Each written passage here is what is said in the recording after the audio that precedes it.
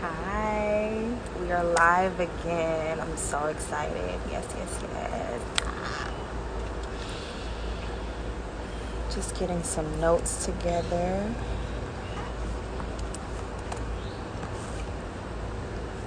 Hey, y'all. Welcome, welcome. Yes. Thank you for joining. Thank you. So, today I will be interviewing author Andrew Snorton. And he is an author, he's an editor, he's a speaker, he's a host. What did I say? He's an author, he's an editor, he's a speaker, he's a host. He has been following Black Women Read for a minute now. I think he's been following me since around 2018 when I first started, and he's been a huge support the entire time. And we've been trying to make this happen for a really, really long time. So I'm honored that we can make this happen now. So we are going to be diving into 9 Stories of Faith, Volume 1, and Deeper Than Your Deepest Sleep. So these are the 2 books that we'll be going over today. And I'm really excited for y'all to meet him, especially with everything that's been going on right now. I live in Atlanta, so I've been hearing about the riots and the just everything that's been going on. And as a Black woman living in America, it's been a little hard to wake up and like go through the day. I'm not even gonna lie about it, but I feel like this interview is gonna be really full of love for everybody that's gonna be watching and participating. So welcome everybody, welcome, welcome. And I believe he is in here.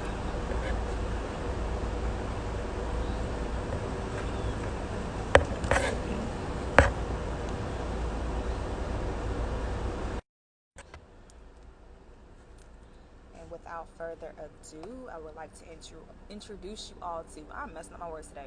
I'd like to introduce you all today to author Andrew Snorton, who should be popping up in a couple of seconds. Thank y'all so much for joining. I'm so honored that y'all are here. And there he is. Hi, King. How are you? Hey, I'm doing great, Queen. How are you doing this I'm fine doing evening? really good.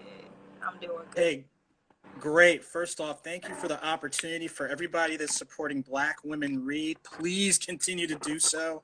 Wishing everybody out there seriously continued encouragement during these very, I'll say, interesting times that we're Yeah. living in. Yes. Very interesting times. Just, ooh, how are you? Because I know that you're located in Atlanta. So how has Yeah, it look. been going on for you? Oh gosh. In general, I'm doing okay. I think, like anybody, it's just been a convergence of different degrees of conflict and what have you. Not only just what goes on in people's day-to-day lives, but we know with the now normal due to the pandemic, that has put, different tier of adjustments on everybody, from people who are, tapping into some of those things that were on hold, to some people on the other end of the spectrum losing their jobs, things along those lines. And with everything going on recently, um, especially with now some of those higher profile and reported cases of police brutality, we know that that has always been an issue. I mean, without going too deep in history, we know the origins from the slave catchers, etc., so on and so forth, and so much that's been embedded in law enforcement. But for anybody that saw, what's taking place in Minneapolis, the cases going on in Louisville, Kentucky, Indianapolis, um, even in South Georgia, Brunswick, Yeah. when you see that, it disturbs your soul. And even the people who are the most grounded and strongest are going to be taken aback. And I think, what we saw this weekend here in Metro Atlanta and other places is kind of harping on what Dr. King said. A riot is the language of the unheard. And when people are trying to seek humanity through humane means, and almost at every twist and turn, you are given an inhumane response, but you're told to be humane and just take it. And when people kind of criticize, well, why are you protesting this way? Why are you protesting that way? It's bigger than people have an issue with how you're protesting. They have an issue with you. And that goes into a whole nother tangent. But to people out there, number one, remain encouraged. And I know that sounds like a cliche, but you have to. And it doesn't mean you can't feel the way that you do. I mean, people should feel hurt. People should feel angry. People should feel tired of having to fight the same fundamental fights from different eras, from 1619 all the way till now. So you have every right to feel that way, but we know that any type of change, it's a balance of your emotion and having a clear strategy, action plan, however you want to call it, in order to effectuate change. And you take inventory of what you know, inventory of the means that are available. So that means, hypothetically, looking at the current issue, because I know we're going to talk about the books, but it would be remiss if we didn't talk about what's going on. If you're looking at the issue of police brutality, and if you know from the research in instances where when it's unauthorized use of force against unarmed people, we know it's primarily black and brown people, and it's between, based on the research, a 1 to 10% chance of indictment. So now you have to ask yourself, if we want to get rid of this, or at least minimize this to where if this happens there's a stronger consequence, what do we have to do local level regarding your policy, training, things along those lines? What has to be done on the state level? What has to be done on the federal level? How do we get engaged? How do we get involved? How do we effectuate those changes? Voting's part of it, but it's not all of it. Voting is really the gateway. So ultimately, we have to ask ourselves, based on what we know, based on where we are, what does the most consistent model of engagement and advocacy look like individually and collectively? And then we have to simultaneously not only fight that fight, but we've got to groom that next set of leadership, because with any social movement, there are people that advocated knowing they weren't going to see this to the end. And that's another question. Are you going to advocate when it's convenient, or are you advocate knowing what those that you might not?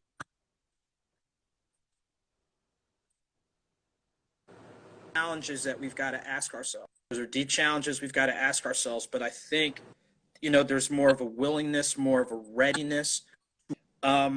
Like I used to tell kids when they're in the classroom, you may not be able to find the exact word, but if you can explain and describe the concept, we can figure out the rest later. So, like I said, to people out there, still keep your head up, still be encouraged, still take those moments to preserve your peace, still take those moments to say, I understand. But now with that understanding, based on what we know, what can we do to be a lot more consistent with our advocacy, to where that 1 to 10% chance increases? I don't know.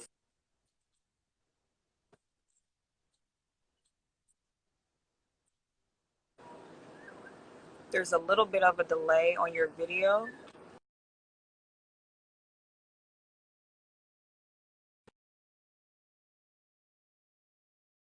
When you don't do anything. So, Can you hear me? we know it happens. Yes, I can hear you. Okay. We know it happens. Okay, no problem. We know it happens when you don't do. So you'd rather have a lot of people doing a little bit versus few people doing everything. I've been considering, I, I want to help. I'm trying to figure out in what aspect I want to help. I know when it comes to bailing out protesters, I think I want to, just, if people want to donate money to Black Women Read to help get people out of jail from protesting, I would greatly appreciate that. I think that's something that I'm going to look into doing. I'm just trying to figure out exactly how to do it and how to go about getting those funds together. But in any shape, form, or fashion that I can help with this process, that would just to help, just to do something, because people want to help, but people are afraid of how to help. Not everybody wants to go out and protest and march and do things like that, but people still want to do their due diligence when it comes to the situation that's been happening lately. So I feel like that might be something that I'll be implementing fairly soon. So yeah. I'll say this, and to your point, think about it. When you go into the town, when you go into the city, you don't just go one way. There's multiple ways to get there. And that's the same thing regarding advocacy. You need some people out there on the front lines protesting. You need those people going ahead and grooming your future leaders. What does that look like? With what you're doing with Black women, read literacy, understanding what's been done to build that, that acumen, that critical and creative thinking to be like, hey, there might be a better way than what's been done. So even with what you're doing right now, you might not feel that what you're doing right now is advocacy, but encouraging people to read, encouraging people to develop that writing, that speaking, that creative thinking to say, hey, look, what are better ways or different ways we can do things? You're already doing advocacy and don't even realize it. Thank you. I appreciate that. I really appreciate that. Okay. So I'm very interested to dive into your books today and also you as a person because the first book that I was diving into is Nine Stories of Faith. And It's the other faith. book focuses on love. So I feel like that is the perfect thing to talk about right now, especially with everything that's happening around us. Yeah, So before we get started, if you don't mind going ahead and sharing a little bit about yourself for our viewers.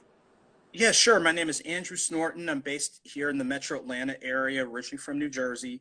Collegiately attended Wake Forest University up in Winston-Salem, North Carolina. Been in Metro Atlanta probably, gosh, since like '96. So been here. The salt and pepper let you know. Been here for a minute. um, Professionally speaking, my background had been working in the insurance industry and auto claims. I transitioned to education where I taught English, social studies, journalism. Through there, I did some programming ranging from creating a poetry club, after school sports, things of that nature. I transitioned out of the classroom to do a little bit more grant writing on the nonprofit end. Me and a few colleagues have a nonprofit called the LEAD Foundation where we work with middle and high school students. So that's from male mentoring, leadership development, college tours, scholarships, things along those lines. But eventually it morphed into me doing my own business. So under my business, Creative Community Solutions, I have an education branch that focuses on traditional tutoring, virtual tutoring. I've done workshops, ACT, SAT, ASVAB, from like Upward Bound University of Tennessee, Chattanooga, to some of the Metro Atlanta high schools. Um, Beyond education on the press and media end, because of my writing background, that's working with different small businesses. I actually work with a couple authors with their press and media, so like your press kits, press releases. One of the organizations I work with, the Alphas of Atlanta, that's the collective of the grad chapters at Alpha Phi Alpha, with their Alpha Derby weekend, I handle a lot of their press and media. So interfacing with radio, television, print, and then the writing services where I've actually edited a couple of people's books and done my own books and things along those lines. And also on the press and media end with my partnership with Status Network, which is one of the media groups based here in Atlanta. I have my own television show that airs every second and fourth Wednesday. So I brought on fellow authors. One of the great people I was able to bring on, Ariane Solomon, just finished up his freshman year at Howard University. He was one of the top high school swimmers in the state of Georgia. And for many people might not be aware, Howard University is the only HBCU with a Division I swim program. So he is, yeah, he's like the truth, like for real. So bringing on different people from, education, nonprofits, fellow authors, arts and entertainment, different people in media. And it's one of those, just like you're using your platform to advocate, the importance of reading and the beauty that comes from it, and giving this platform, to fellow authors to be able to share their stories. When you've got access to a platform, you've got to do the same. You got to do the same thing. You have to do the same types of things. I love it. You've done a lot. Who doesn't? Who doesn't? Like, real talk, everybody out there is doing a lot to some degree, whether it's professional, with their families, with their communities, things that they're researching or seeking out, or, that little thing that kind of nugs at you like, hey, you need to do something. So I'm doing multitasking.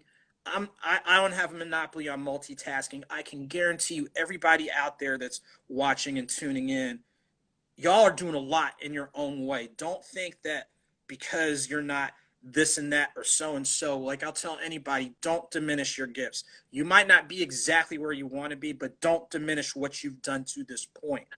Seriously. And that's myself included. There's more out there for me.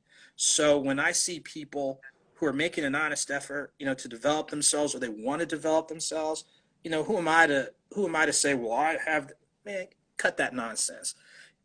You got, part of keeping people encouraged is let people know where you are isn't where you're always going to be. There's more out there on the horizon. Be willing to, investigate that, articulate that, bounce ideas off of people. Even opportunities like this, I'm getting a chance to connect with people that I would never have had the opportunity to. That's a blessing. Seriously, that's a blessing. I love it. I'm honored I could do that for you, because we've been talking since, I think, 2018, when I was saying, when I first started Black Women Read. You were one of the first people that reached out to me saying, hey, I see what you're doing. Keep going. I'm really excited for you. So I thank you for that. I thank you for that encouragement, because I honestly didn't know what I was going to do with Black Women Read. Like, I was sitting on it until recently, when I was like, okay, there's something that's supposed to be done with this. I'm supposed to be doing something with this. Now I'm an LLC. Now I got my PO box. Like, I'm having the opportunity to interview different authors like yourself, and I'm so thankful that I can provide a platform for authors such as yourself, and for other people who do love literature, who do love to encourage others to read, awesome. and the importance of what it can do for you and how life-changing it is. So thank you so much. Just keep at it. Thank you. Please do so. Yes. Okay, so go ahead. Keep at it. Like I'll tell anybody, big idea started small, and everyone's got it. Hey, you got to start somewhere, and just keep going. Right. Like I say, whether slow or swift, progress is progress, and you keep building on that. Seriously, you've got to. But yeah, but like I said, because I know we can go all night, but I know we've got a focused amount of time. I'll talk a little. Let me talk about both print books. So 9 Stories of Faith is actually the second book that I wrote back in 2018. And the mindset behind it is all of us are dealing with something, some type of life challenge, some type of situation. But there are some people that are living with something each and every day. Some people are living with a physical health issue, a mental health issue, life after incarceration, life after a family member passes. So the focus on this book is to, number one, let people know who are out there struggling or feel like they're between a rock and a hard place. Before you do something drastic and detrimental, look at what some of these people are living with each day to help get your challenges in perspective. So it's not to say your challenge isn't important, because it is, but let's put it in perspective. Second, it's about not only just looking at one's faith, but having a cross conversation within the faith community. So the majority of people I interviewed are of Christian background, but there's some of Hinduism and Islam, because when you think about the misnomers of our faith communities, it's one of those. And in the very beginning, I talk about the Islamic greeting, wassalamu alaikum, alaikum assalam, peace unto you and peace back. And it doesn't mean you have to subscribe to Islam, but if people are acknowledging your existence and saying that we're under the same umbrella, you'd be a fool not to receive that. And then when you think about some of the practices in church, acts of friendship, passing the peace, you're doing the same thing. So when we pull some of those universalities across our faith community, maybe it means a stronger conversation. Maybe it means a stronger sense of advocacy, community, things along those lines. But then the next thing is, it's not just looking at faith, it's also looking at what are best practices you're incorporating with health and wellness. So how are you incorporating your support network of family, friends, loved ones? And how are you changing your way of thinking, so when you have the approach of, this is something I live with versus something I have, that's two different things. If it's something you have, then that has dominion over you. If it's something you live with, you're like, all right, I know it's going to be popping up every once in a while, but I've got things in place. So when you can interview a family member who talks about his journey, life after incarceration, that's huge. And looking at the things that he's done since then, establishing his own nonprofit, even though it doesn't get to it in here, his community engagement, things along those lines. When you can speak with someone who lives with bipolar disorder, but they are a sports journalist, and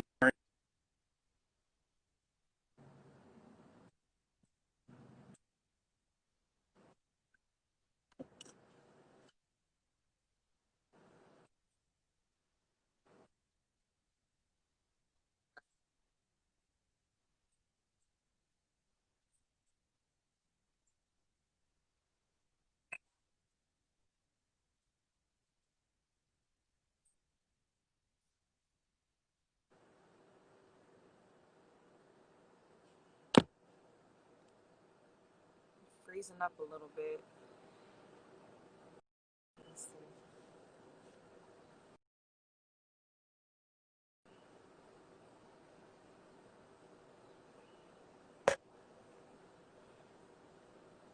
Okay, looks like we're having a little bit of technical difficulties, but not so.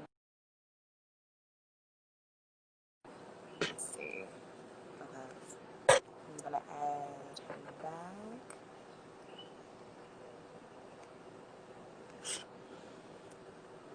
Okay.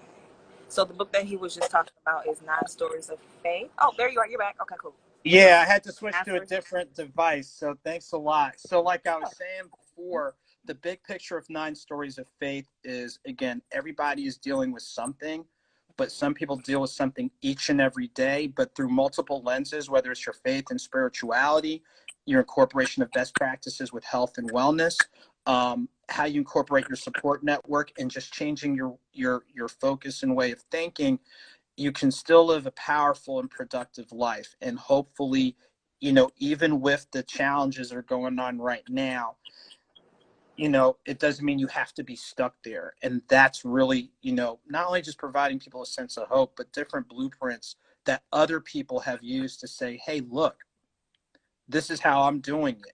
This gives you a starting point to see what you're able to do. Right.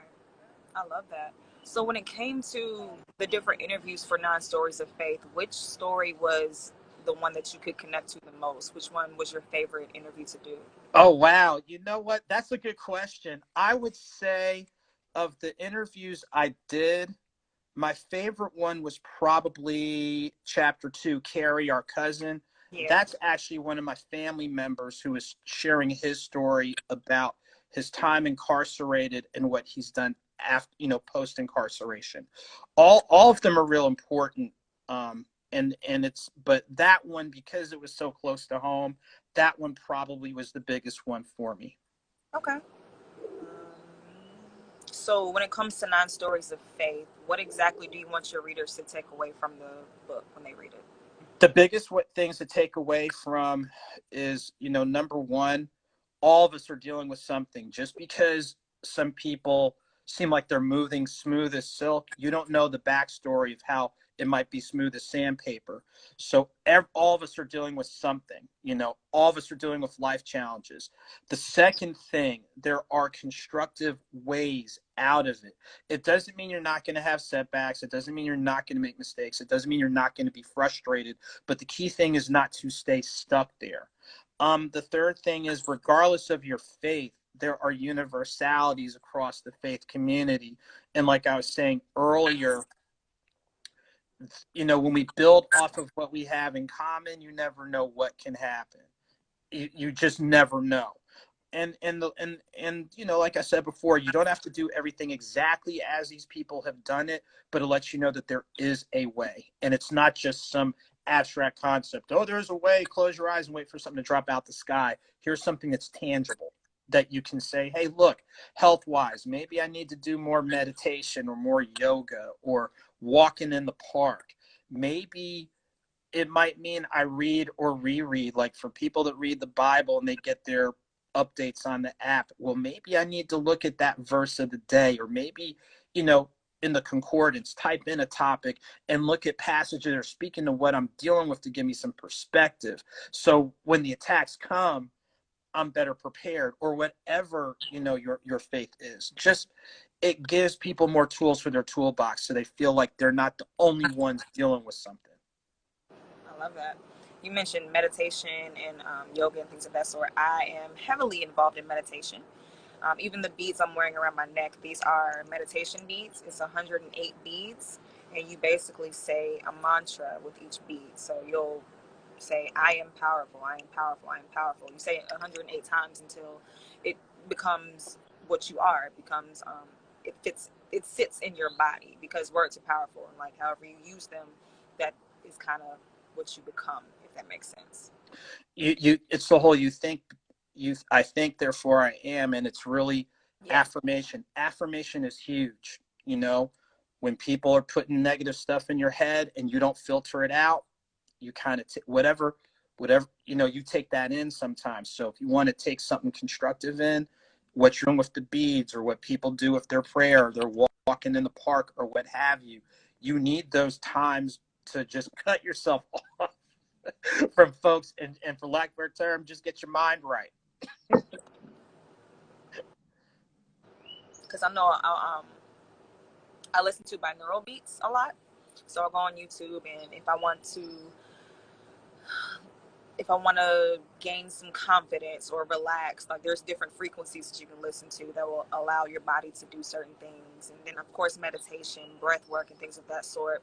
I'm vegan. It'll be about a year in September since I've been vegan, and just like the things that you feed your body, not only physically but mentally, they have a huge effect on how your body functions and how you move and how you work. So I'm very happy that you mentioned that. I really appreciate that.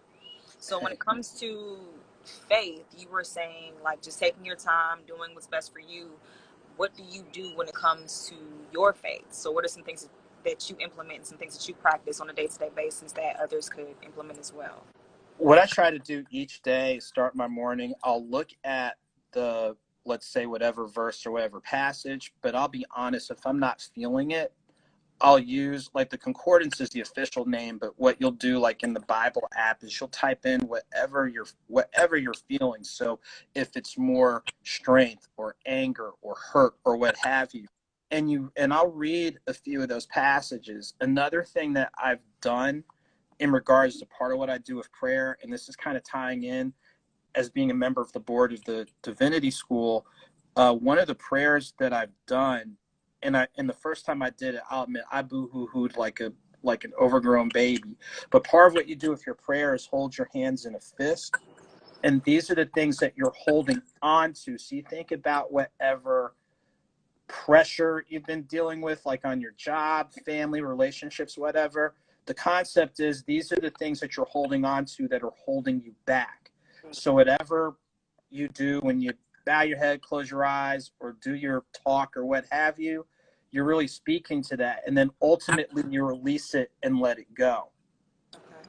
And then you're like you're cupping your hands, receiving that gift, and then you're bringing it back into your heart. So I'll incorporate some of that. I think the formal name is the body prayer, but for me, it's just more so like you think about everything that you're holding on to that sometimes holds you back, and sometimes you're in your own way. Yes. So like you think about, oh, I should have done this a while ago. Why haven't I done this? Why haven't I done that? Sometimes you really do get in your own way. Yeah. So that's some of the things that I'll do. Even when I go for a walk in the park, I'll be honest, like thankfully there's a park that's maybe like 7 minutes from the house. I'll put the headphones on. I'll just level with. I'll listen to gospel. I'll read doing that first lap around the trail. And it's just a matter of just reading.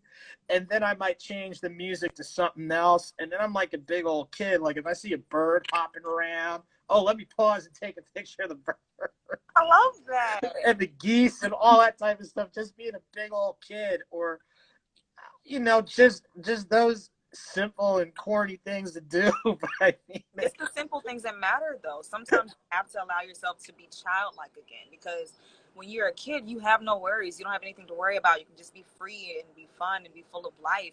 And that's something that we do need to pull into ourselves as adults, because sometimes we can suppress that. You get so worried about bills and taking care of the kids and things of that sort. But it's like you can still enjoy your life and have fun. It's okay. Go hug a tree, go do a cartwheel, go take pictures of the birds. Like that is okay to do. Nobody's judging you but you. If you feel like there's an issue with it, go ahead and do it. Have some fun. yeah, you summed it up right there. I think any of those times you have to decompress and just pause. Even with the chat series that I've started doing last month, the Fast 15, the whole idea was every Wednesday a little bit after 1 o'clock, it's like, all right, let's just pump our brakes for a quick 15 minutes.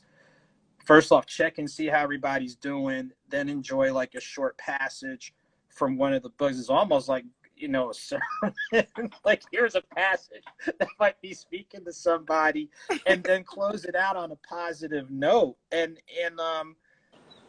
it's just those little things, like it's okay to pause and pump your brakes. You have to, you can't be on the battlefield all the time, and incorporating faith. Heck, even Jesus took a nap. Shoot. So if he took a nap, you can take a nap and rest and decompress and get your spirit, and your body renewed. Shoot, you might as well.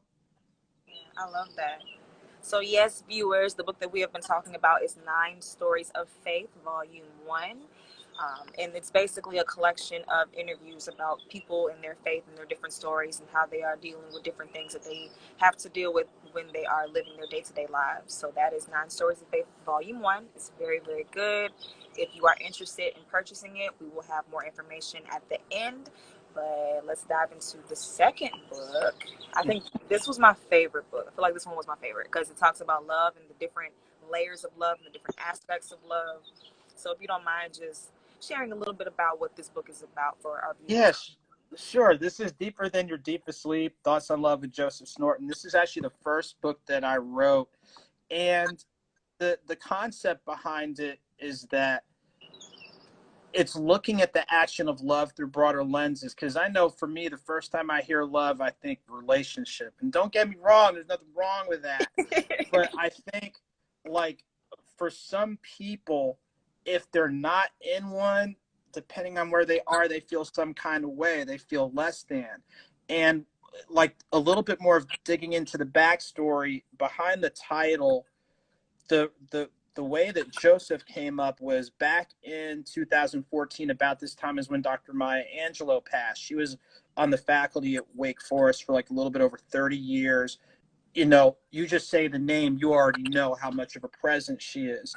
And I was actually invited to the service that was done where First Lady Michelle Obama spoke, Oprah Winfrey spoke, Cicely Tyson, former President Bill Clinton. I was actually there. When I got my invite, it was in the name of Joseph instead of Andrew. So me being the silly person I am, I called my mom and dad and asked them if there was something they need to tell me, like if I had a brother out there that they needed to tell me and my sister about. And of course, my parents looked at me cross-eyed like I was talking mess. But I did some research, and there really is a real distant family member named Joseph.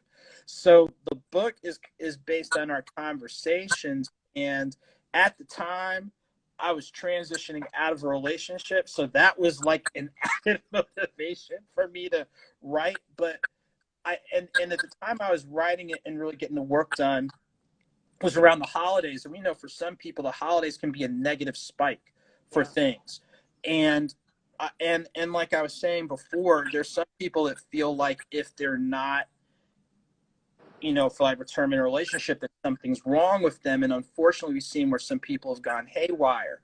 So my goal was, before you do something drastic, let's take inventory of how broad the action of love is. So through the lens of a relationship that you might have had with a parent or guardian, a sibling, other family members, sometimes friends who adopt us as family, why you do service and outreach, those folks that every once in a while just shoot a message, hey, let's grab a cup of coffee, those types of things, so people can take inventory and see that you're receiving love in various ways, shapes, and forms, hopefully.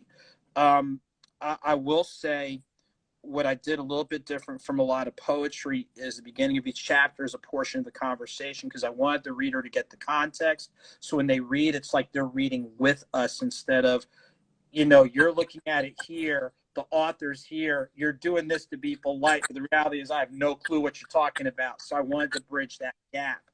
Another thing that I did a little bit differently in bridging the gap was, you'll notice it's chapter counts and not any page counts, because I know there's an audience of readers out there that sometimes look at the page numbers and they'll put it back on the shelf. So I looked at it as, what could I do to eliminate those barriers so you're just focused on reading? But yeah, I will say for me, the chapter that was probably the hardest to write was probably chapter 18, because that's taking inventory of everything that's gone on and looking at it through your eyes and trying to figure out, okay, where did I make mistakes, or why is this happening? Why is that happening? I'll be honest, I cried during that whole chapter. Like, a lot of people think it was another chapter that was hardest, but the hardest chapter for me to write on this one was chapter 18, hands down, because it really was like, wow, when I look at everything, it's like, what's happening? So that one was the most difficult. But one of the things, I think one of the chapters that a number of people said have spoken to them, was probably chapter 15, because that's kind of chronicling the dynamic of things coming to like a crash and burn. And everyone takes their time to go through your trauma, regroup, rebuild, reprocess what have you learned, and go forward. But I think one of the more humble, and probably, I'll say, it just helped me take inventory of where I was, when there are people that read that chapter and said, hey, that captured how I felt in a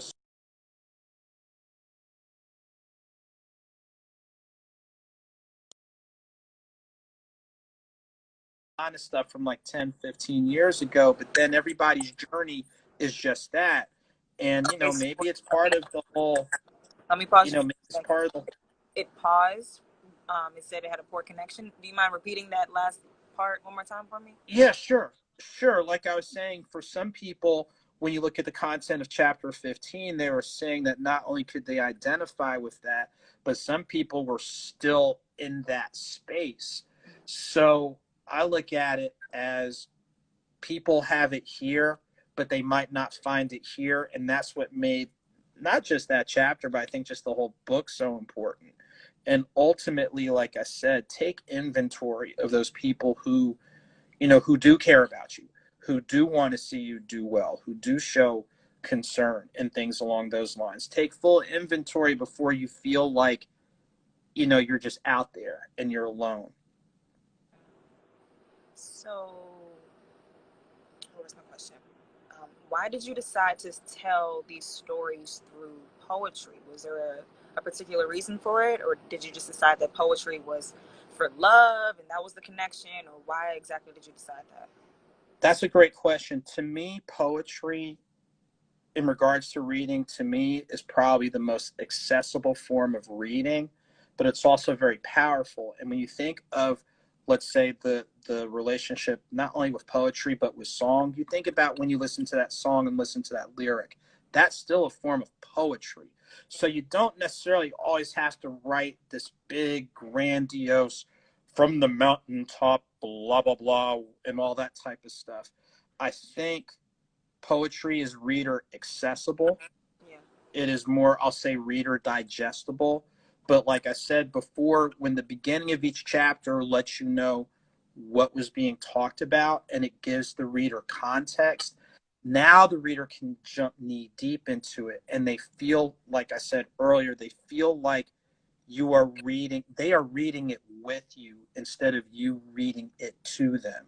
Does that make sense? Does So make sense. that hopefully allows readers to draw better connections, and see what they identify with, see what other people identify with, and like I said, just really take inventory before you start putting your mind in a situation where you feel like you're less than, or you feel like your life is incomplete or a failure, or you feel like you're at a point where you just don't care and you're going to do harm to yourself or other people. It's like, before you go there, let's just pause and really just lay the cards out on the table and see how many cards you've got.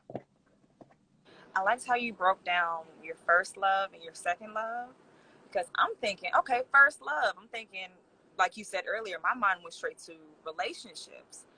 Is it okay if I explain what the Yeah, first go love ahead. are? Please go ahead. Okay, so the first two chapters in this book are, well, the first chapter he's talking about your first love. So if anybody wants to comment what they might think their first love might be, let's go ahead and do that. I'm not sure people will get it right. I feel like somebody will, But if you think you know what your first love was or who your first love was, please put it down in the comments for me just so I can kind of get a brief feel of where everybody's at right now. Yeah, go ahead. Let's do it. Definitely. Let's do it. Let's do it. Okay. So we've got we Kareem. First love is myself. That is true. That's not the first love that I talked about in that particular chapter. So let's see who can get it right. This is gonna be real interesting. Let's see who can get it. But yeah, I mean, it is true. Okay, we have Okay. right here. Uh-oh. Wait Someone's a minute. kind of getting closer. I don't want to give it away, but someone's getting a little closer. Somebody is getting a little bit closer. Wait, I think we Kareem got it, Mom. Winner. That's We have a exactly winner. right. That's your We first Kareem. love. We Kareem. I'll tell you what. If it's good with you, let's have we Kareem inbox me, and I'm gonna go ahead and get him taken care of with that first one. Okay. Yeah. Let's So go ahead. We're just gonna do it that way. We Kareem got it, so I'm gonna go ahead and comment on that one. So we Kareem got it right.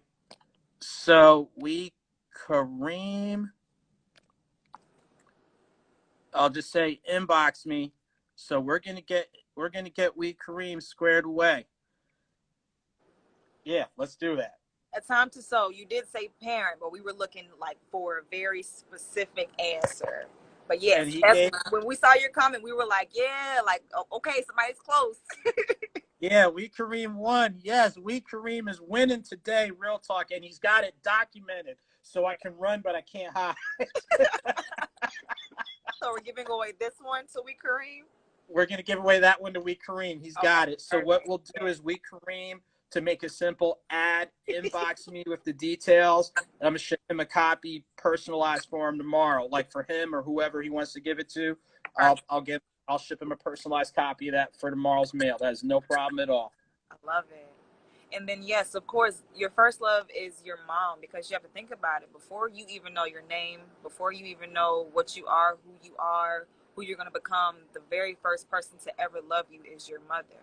She carries you for 9 months, endures all of the labor pains and all of the epidural needles and pins and stuff. I don't have kids yet, so yeah, I feel like that's how that goes. But yeah, like your mom is always your biggest supporter. She's always there for you no matter what. Just she gave life to you.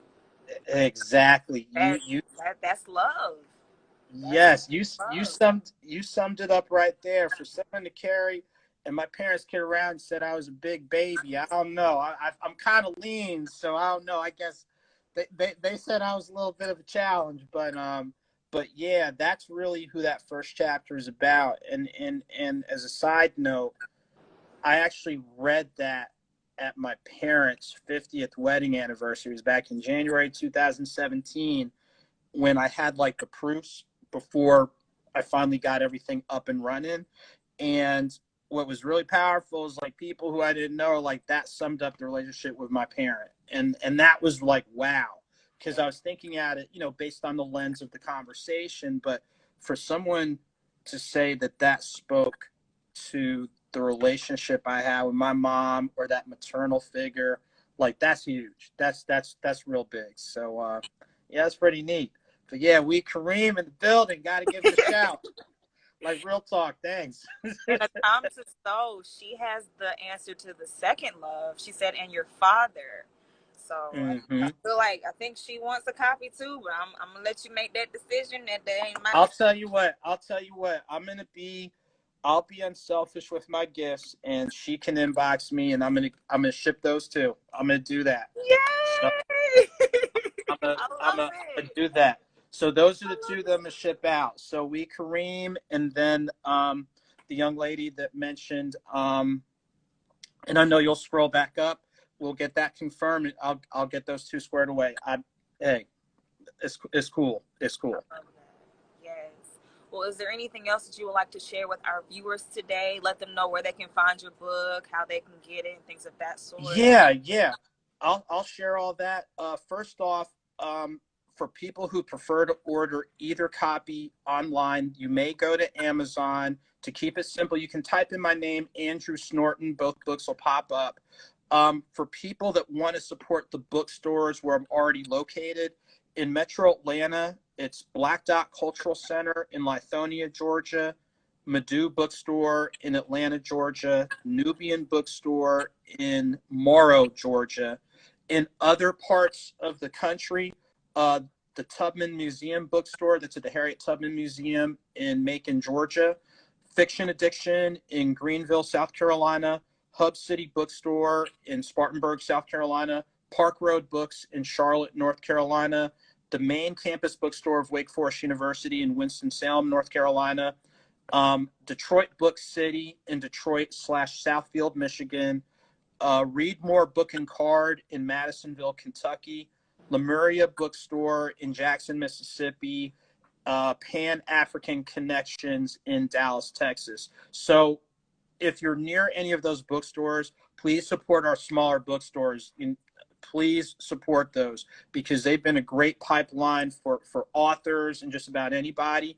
I would encourage you contact those stores just see how their COVID policies are. But please try to patronize those bookstores as well as on Amazon. And the best ways to get in contact with me on Facebook, people may add my author page, author Andrew Snorton, AUTHOR, Andrew Snorton. That's on Facebook. Twitter, Instagram, and YouTube, it is author A Snorton.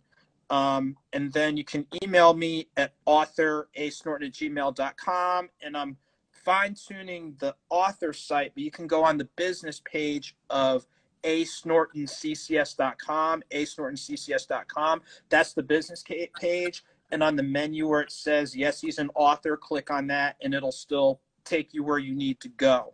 But yeah, those are some of the main things that I've got. Everywhere. Yeah, business card right here. So yeah, the business card with all the work. So I know we got into at least the print books. Hopefully the next time we'll talk about the audio books and things Your of that podcast nature. too. Yeah, the television show, that I air is the Conversation Corner that airs every second and fourth Wednesday, 7 p.m. Eastern Standard Time. The best ways to view it is going to statusnetwork.net. So Status Network is the media group, statusnetwork.net. Click on channels, click on live TV, and you're good to go. And you can actually subscribe for updates. So whenever I air, it'll notify you, then you can watch it. If you have room on your smartphones, Status Network is the smartphone app, or let's say smart device app. You click on channels, click on live TV, Facebook, Twitter, Instagram, Periscope, YouTube, either live TV, that's LYVE TV, or Status Network. For those people out there that have Roku or Amazon Fire Stick, you can tune in Status Network there. And even like on my author YouTube, author A Snorton, there's a playlist that has all the shows, the video drops, all that type of stuff. So you can really watch them through YouTube and not only find out about me, but like I said, I've been fortunate to have other great people on, and I'll go ahead and drop a hint and say I've been very intentional with the guests that I've had. You can read between the lines. I've been very intentional with making sure that we're doing a better job of sharing our narratives. Yes. So y'all can read between the lines on that. Love it. Go ahead and go for yourself. And then I guess the last thing is the weekly chat series that I do on Facebook Live on my author page, author Andrew Snorton, as well as on my Instagram, author A Snorton. So it's the Fast 15. Check in about 1:06 p.m. Eastern Standard Time. It's a 15-minute, let's just pause, come up for air, pull something out of one of the books that might be speaking to whatever's going on out there and just try to bring it back into something constructive. I know the last two have been a little bit longer just because of, the nature that's going on, but that's okay. We try 15 minutes. Sometimes we go a little bit longer, kind of like today. Sometimes we go a little bit longer because that's what it calls for. But seriously, and like I said from the jump, number one, to everybody out there, thank you for taking time to watch. Number two, please support this platform. There's good things going on with Black Women Read. Please continue to support and encourage. So you're getting a chance to connect with other authors doing some great work and, some other great things through the umbrella of literacy. So please continue to support and just keep your head up, stay encouraged. Like the old folks say, know who you are, you know whose you are. Yes, I love it. Thank you so much for allowing me to interview you. This was awesome. Like I really do appreciate Oh, this is fun. We keep going, but I know you got things. People got things to do, so I get it. it. But yes, please get his books. They are Black Women Read approved. Thank you so much for viewing and for tuning in. Thank you for being here with me. You are appreciated, and I'm just so thankful for today. This was definitely the energy that I needed with everything that's going on around us. So thank you for making my day. I really appreciate it. Hey, you're welcome. Thank you. And like I said, again, to everybody out there, stay encouraged, stay safe, um, and forward thinking, forward steps, next steps to your next steps. Real talk. Next steps to your next steps. Thank you. Will you enjoy the rest of your day? I will. I will. You guys take good care. Bye. All right. Bye bye. That was awesome. Thank you all so much for tuning in. It's an honor to hold space for you all, to introduce all of these different authors to you as well. Thank you so much for your support for Black Women Read. Like I stated earlier, Black Women Read is now officially an LLC, so I'm so thankful for that. And also, blackwomanread.com is live, so please go view our page. Please go view the website. T-shirts are on sale. Let me know what you think. If you have any book suggestions or any authors that you feel should have the opportunity to be interviewed on this platform, please just reach out to me. Let me know. Let me know something. Anything will let me know. But yes, thank y'all so much. Y'all are appreciated. I love you. I honor you. I appreciate you. Bye.